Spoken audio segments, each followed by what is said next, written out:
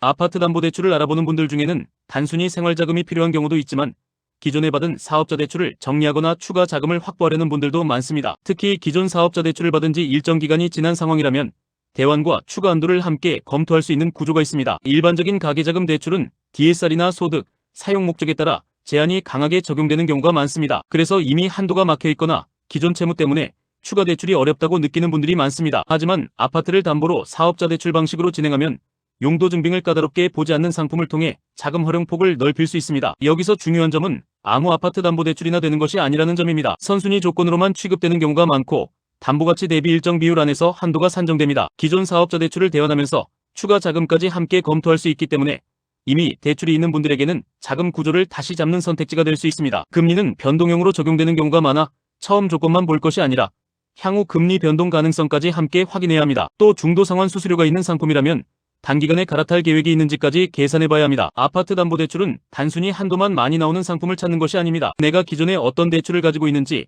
선순위 설정이 가능한지, 사업자 대출로 대환이 가능한지, 추가 자금이 필요한 규모는 어느 정도인지에 따라 결과가 완전히 달라집니다. 특히 동일인 기준으로 취급 가능한 총액 한도가 정해져 있는 경우도 있기 때문에 여러 건을 보유하고 있다면 전체 채무 구조를 먼저 정리해야 합니다. 그리고 사업자 대출이라고 해서 무조건 쉽게 진행되는 것은 아닙니다. 사업자 형태만 만들어서 무리하게 진행하기보다는 실제 심사에서 요구하는 조건과 금융사별 기준을 확인하는 것이 중요합니다. 일부 금융사는 신규 사업자나 매출이 많지 않은 사업자도 검토하는 경우가 있지만 지점마다 보는 기준이 다를 수 있습니다. 그래서 아파트담보대출은 어느 금융사를 선택하느냐가 굉장히 중요합니다. 같은 아파트라도 어떤 곳은 어렵다고 하고 어떤 곳은 대환과 추가 자금까지 검토하는 경우가 있습니다. 결국 핵심은 내 조건에 맞는 금융사를 찾는 것입니다. 기존 사업자 대출을 정리하고 싶거나 아파트를 활용해서 추가 자금을 확보하고 싶은 분이라면 무작정 은행부터 방문하기보다 현재 담보 상태와 채무 구조를 먼저 점검해보는 것이 좋습니다. 아파트 담보 대출은 조건만 맞으면 기존 대출 정리와 추가 자금 마련을 동시에 검토할 수 있는 방법이 될 수 있습니다. 내 상황에서 가능한지 궁금하다면